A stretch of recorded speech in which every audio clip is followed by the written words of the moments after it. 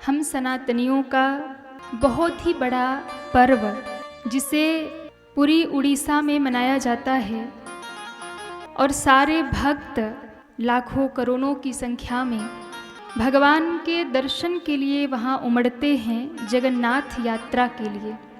जब जगत के नाथ जगन्नाथ सृष्टि के पालनहार स्वयं अपने मंदिर से बाहर निकलकर अपने भक्तों को दर्शन देने आते हैं, ये पूरी कलयुग का बैकुंठ है जहाँ पर भगवान श्री कृष्ण अपनी बहन सुभद्रा और अपने भैया बलराम के साथ में विराजमान हैं। नित्य ही सुंदर सुंदर लीला करते हैं, वहाँ निवास करते हैं।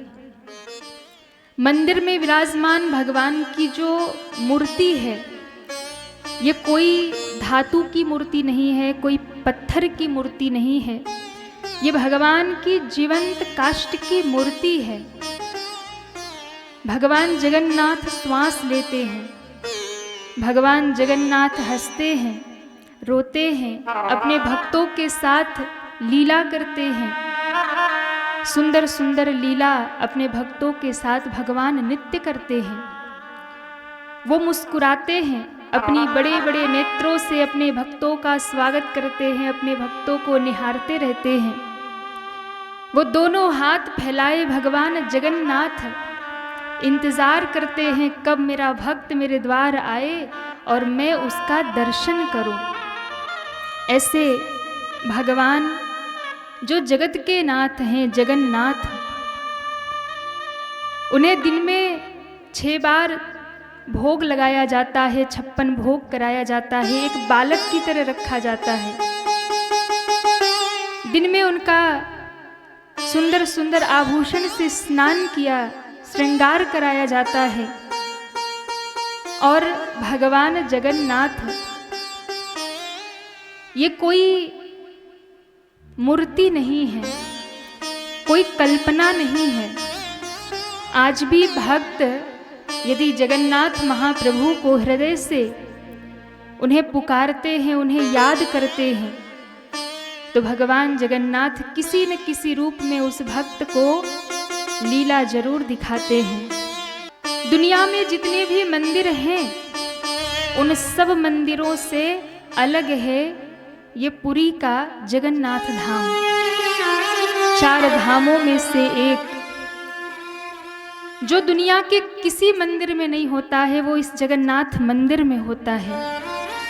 यहाँ भगवान बीमार भी पड़ते हैं और स्वस्थ भी होते हैं। जो लोग कहते हैं कि भगवान केवल मूर्ति है, भगवान केवल कल्पना है, उन्हें जगन्नाथ धाम में जाकर के इस रहस्य का दर्शन जरूर करना चाहिए।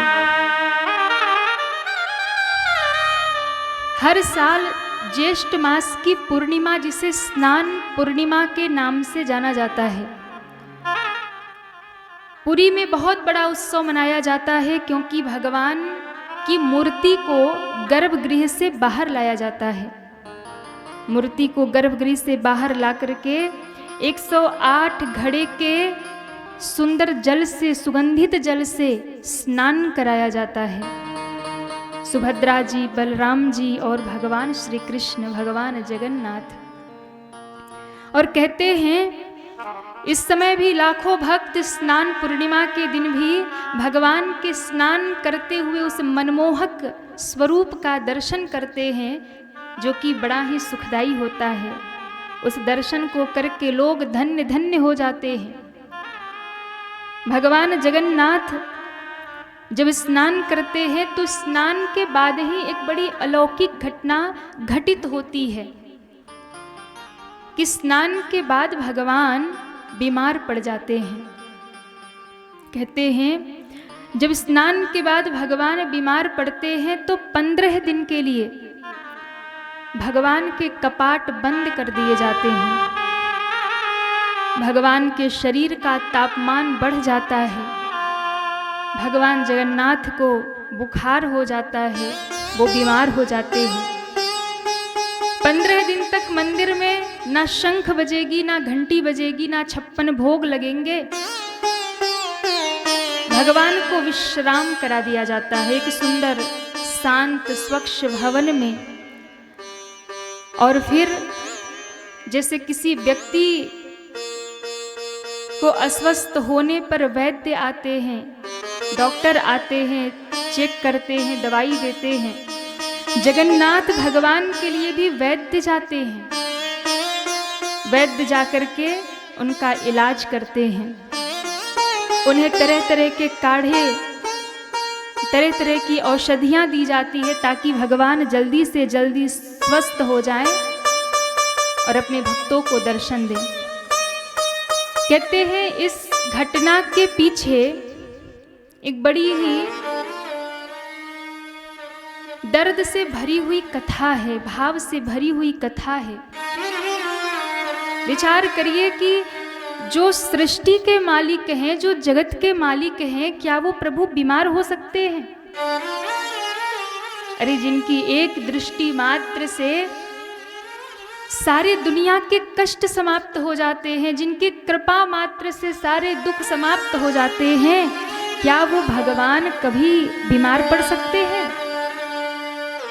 जो भगवान क्षीर सागर में नित्य निवास करते हैं, क्या 108 घड़े के जल से वो बीमार हो गए? आखिर क्यों भगवान जगन्नाथ बीमार पड़ते हैं? केवल कुछ घड़े जल से स्नान करने के कारण तो जल में जिनका निवास है वो जल से कैसे बीमार हो सकते हैं? भगवान को नारायण कहते हैं। नार का अर्थ होता है जल, अयन का अर्थ होता है घर।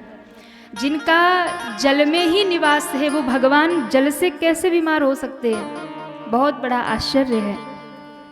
लेकिन ये बात सुनने में भले ही अजीब है, पर इसके पीछे एक बहुत ही एक भक्त की अटूट करुणा, उसकी श्रद्धा, उसके प्रेम की सत्य कथा है कि जब भगवान भक्तों की रक्षा करने पर आते हैं तो अपने भक्त की सारी तकलीफ, सारे कष्ट को भगवान स्वयं के ऊपर धारण कर लेते हैं जब भक्त अटूट प्रेम भगवान से करता है। कहते हैं एक भगवान के परम भक्त हुए जिनका नाम था माधव दास। परम भक्त थे माधव दास, भगवान जगन्नाथ को अत्यंत प्रेम करते थे।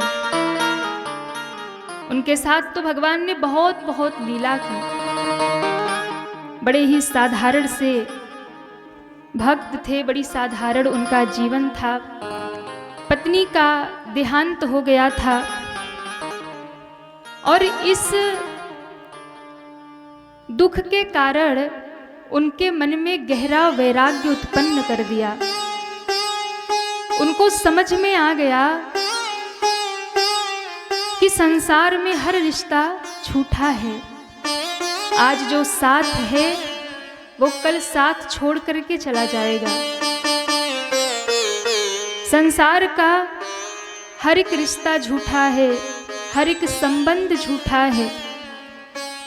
इस दुनिया में अपना कहने के लिए अगर वास्तव में कोई है तो वो भगवान है। सिर्फ एक सत्य है और वो सत्य है भगवान और भगवान का नाम। ये सोचकर उन्होंने अपने सारी सुख सुविधा छोड़ दी, घर द्वार छोड़ दिया और सब छोड़ करके समुद्र के किनारे एक कुटिया बना करके सन्यासी का जीवन जीने लगे। अब तो माधव दास के जीवन में बस एक ही काम है, दिन भर बैठ करके मंदिर में भगवान जगन्नाथ को अपलक नेत्रों से निहारते रहते, भगवान को देखते रहते और हे जगन्नाथ, हे जगन्नाथ, हे जगन्नाथ यही पुकारा करते। कहते हैं भगवान की खूब सेवा करते। माधव दास जी भगवान से बहुत प्रेम करते। भगवान भी किसी न किसी रूप में मिलने माधव दास जी से आ जाते। माधव दास जी जब रात्रि में विश्राम करते, भगवान एक बालक का रूप बनाकर आते और उनके साथ सुंदर सुंदर लीला करते। कहते हैं भगवान अपने भक्तों की परीक्षा भी लेते हैं, क्योंकि भगवान की आदत है, थोड़े छलिया भी हैं, नटखट भी हैं। और जब कर्मों का हिसाब होता है तो भगवान बीच में नहीं आते। हर इंसान को अपने कर्मों का हिसाब देना पड़ता है और अपना प्रारब्ध भोगना पड़ता है। पिछले जन्म के सारे कर्म भोगना पड़ता है, अच्छे हैं या बुरे हैं। हर एक व्यक्ति को अपना प्रारब्ध भोगना है, वो कोई बदल नहीं सकता। कहते हैं कि एक बार माधव दास जी बहुत बीमार पड़ गए। एक प्रारब्ध का फल एक बार माधव दास जी को भी भोगना पड़ गया और इतने बीमार हो गए कि उन्हें भयंकर ज्वर रहने लगा, भयंकर पीड़ा रहने लगी। बहुत लोगों ने उनकी सेवा करनी चाहिए, पर उन्होंने किसी से सेवा स्वीकार नहीं की। और धीरे धीरे बीमार रहते रहते लंबी बीमारी के कारण शरीर अस्वस्थ हो गया, शरीर सूख गया। अब तो माधव दास जी एक ही जगह बिस्तर पर पड़े रहते, जगन्नाथ जगन्नाथ जगन्नाथ पुकारते रहते। अब तो इतनी भी शक्ति नहीं है कि उठ करके जल भी पी सके। अब तो दर्द से कराहते रहते, लेकिन कभी भी उन्होंने भगवान से कोई शिकायत नहीं की कि हे प्रभु, हमने तो पूरे जीवन आपकी सेवा की, आपका दर्शन किया, फिर मुझे अंत समय में ये कष्ट क्यों, ये पीड़ा क्यों। हम लोग तो 2 मिनट में शिकायत करते हैं ना भगवान से। इतना भजन किया, इतना साधन किया और फिर भी इतनी तकलीफ मिली। पर जो भक्त होता है, वास्तव में जो भक्त होता है, वो कभी शिकायत नहीं करता। माधव दास ने शिकायत नहीं की, दर्द से कराहते रहते पर भगवान को पुकारते रहते। कहते हैं कि इस भाव को देख करके भगवान का हृदय द्रवीभूत हो गया। भक्त का एक आंसू भगवान का सिंहासन हिला सकता है। भगवान का हृदय इतना द्रवीभूत हुआ कि भगवान को लगा कि मेरा भक्त इतने कष्ट में कराह रहा है, फिर भी वो मुझे शिकायत नहीं कर रहा, अब तो उसे दर्शन देना ही होगा। ये सोच करके भगवान एकदम अंतर्ध्यान हुए और एक सुंदर बालक का रूप भगवान ने बना लिया। और बालक का रूप बनाकर माधव दास जी की कुटिया में आ गए और कहते हैं, बाबा अब तुम्हें चिंता करने की जरूरत नहीं है, अब मैं आ गया हूं। माधव दास जी ने कहा, तुम कौन हो? बस ऐसे ही मैं सबकी सेवा करता हूं। तो आप बाबा कब से बीमार पड़े हैं, मैं सोचता हूं आपकी सेवा कर दो। और भगवान माधव दास जी की सेवा करने लगे। उनके सर पे हाथ रखा। जैसे ही उस बालक ने सर पे हाथ रखा, माधव दास की आधी पीड़ा समाप्त हो गई। भगवान ने जैसे ही स्पर्श किया, उस बालक के स्पर्श का एहसास ऐसा था कि भगवान के छूने से ही माधव दास जी के अंदर एक ऊर्जा जाग गई। भगवान के छूने से ही उनकी आधी पीड़ा समाप्त हो गई। और फिर बड़े मन लगाकर भगवान माधव दास जी की सेवा करते, उनके वस्त्र धोते, उनकी कुटिया में बुहारी लगाते, अपने हाथों से भोजन कराते, उनके हाथ पांव दबाते। कहते हैं उस बालक का स्पर्श का एहसास इतना अजीब था कि माधव दास जी को थोड़ा थोड़ा अनुभव होने लगा कि इतना कोमल स्पर्श है, इतनी मधुर वाणी है, ये बालक कोई साधारण बालक नहीं लगता। कहते हैं एक दिन जब भगवान माधव दास जी के चरण दबा रहे थे, तो माधव दास जी उस बालक के नेत्रों में ध्यान से देखने लगे। कहते हैं जब ध्यान से देखा और देखते देखते ऐसा अनुभव हुआ जैसे जगन्नाथ भगवान की आंखें हों। और जैसे ही माधवदास जी ने उस बालक के नेत्रों में बहुत ध्यान से देखा, एकदम रोमांच हो गया, शरीर कांपने लगा, आंखों से अश्रु बहने लगे। वैसे ही सावला शरीर, वैसे ही गोल आंखें, बड़ी बड़ी आंखें, जैसे भगवान जगन्नाथ की आंखें हो। उस बालक के स्पर्श से ही तुलसी और चंदन की खुशबू आती थी। माधवदास जी समझ गए, हो ना हो, ये तो भगवान जगन्नाथ हैं, ये तो ब्रह्मांड के स्वामी हैं, ये तो जगत के नाथ, मेरे प्राण आधार स्वयं जगन्नाथ हैं।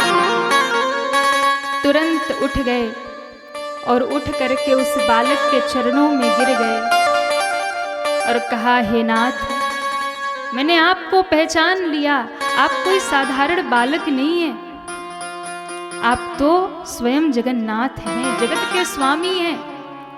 पर हे प्रभु, हे नाथ, हे जगन्नाथ, आपने मेरी इतनी सेवा क्यों की? आपने मेरे लिए इतना कष्ट सहा, आप मेरी सारी सेवा कर रहे हैं, मेरे गंदे कपड़े धोए, मेरी सारी गंदगी को साफ किया, मुझे अपने हाथ से भोजन कराया, हर प्रकार से मेरा ध्यान रखा। आप तो सृष्टि के मालिक हैं, ब्रह्मांड के नायक हैं, आप तो दुनिया में प्रलय भी कर सकते हैं, एक दृष्टि से सृष्टि का निर्माण कर सकते हैं। हे नाथ, आप यदि एक दृष्टि डाल देते तो ये रोग क्या है, ये तो 2 मिनट में समाप्त हो जाता। आप केवल मंदिर में बैठे बैठे मेरे ऊपर नजर भी डाल देते तो भी मेरे ये सारे कष्ट मिट जाते। आपको क्या आवश्यकता पड़ी एक बालक का रूप बनाकर मेरी सेवा करने की? कहते हैं उसी समय भगवान जगन्नाथ उसी कुटिया में माधवदास जी के सामने प्रकट हो गए।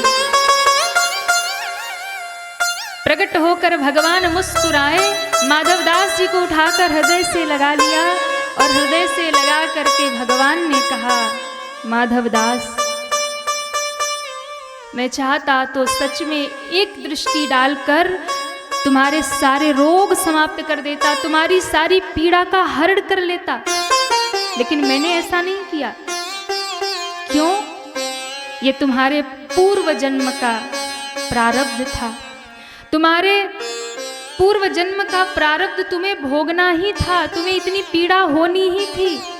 ये कर्मों का नियम बहुत कड़ा है, उसे भोगना पड़ता है। अगर तुम इस जन्म में इसे ना भोगते तो इसके लिए तुम्हें एक और जन्म लेना पड़ता, फिर से तुम्हें माँ के गर्भ में आना पड़ता। और मैं नहीं चाहता कि मेरा प्रिय भक्त माधवदास फिर से धरती पे जन्म ले, फिर से माँ के गर्भ में जाए।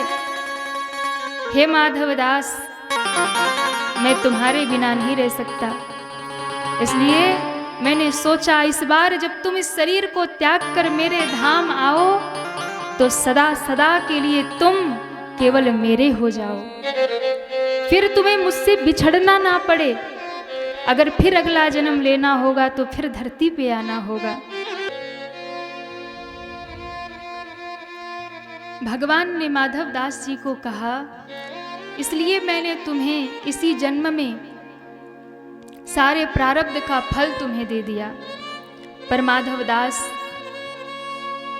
अभी भी तुम्हारे प्रारब्ध का जो हिसाब है ना वो पूरा नहीं हुआ है, अभी और बाकी है। कितना बाकी है? तो कहा कि अभी 15 दिन तुम्हें ये पीड़ा और सहना पड़ेगा। कहते हैं ये सुनकर के माधवदास जी रोने लगे।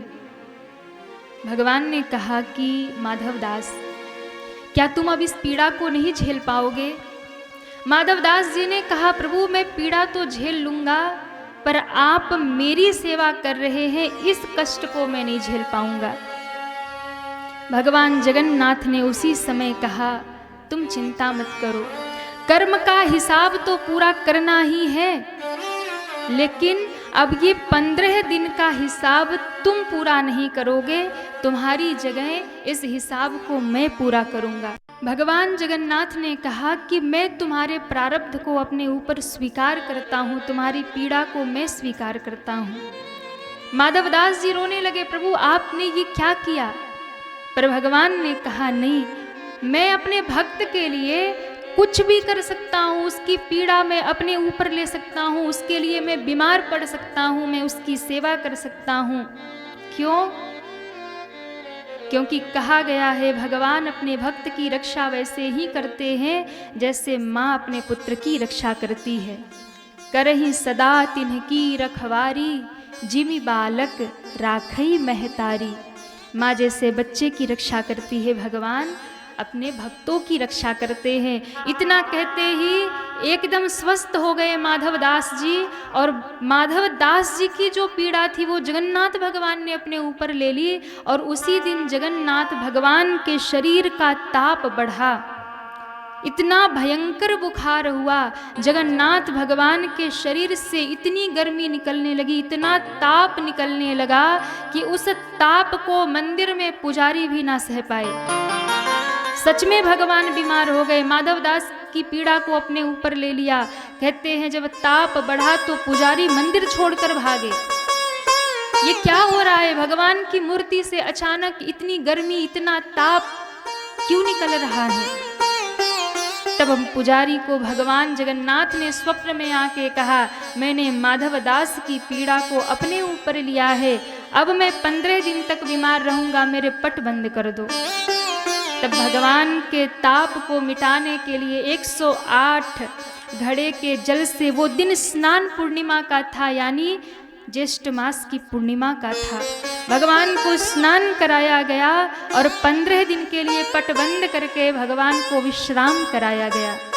भगवान ने कहा, जैसे एक मनुष्य बीमार होता है, उसकी सेवा होती है, उसे औषधि दी जाती है, उसे देखने वैद्य आते हैं, वैसे ही मेरे साथ होना चाहिए। रोज वैद्य जाते हैं, भगवान का जाकर के इलाज करते हैं, भगवान को स्वस्थ होने के लिए तरह तरह की औषधियाँ पिलाई जाती है, उन्हें तरह तरह की औषधियों का लेप किया जाता है। और कहते हैं 15 दिन तक बीमार रहने के बाद, उस भक्त की पीड़ा को झेलने के बाद, तब 15 दिन बाद भगवान स्वस्थ होते हैं। जब स्वस्थ होते हैं तो फिर से भगवान को सुंदर श्रृंगार किया जाता है, भगवान को सजाया जाता है, वस्त्र आभूषण उन्हें पहनाए जाते हैं, और फिर भक्तों को दर्शन देने के लिए स्वस्थ होकर भगवान दिव्य रूप में सुभद्रा और दाऊ जी के साथ में रथ पर बाहर निकलते हैं, जिसे रथ यात्रा के रूप में मनाया जाता है।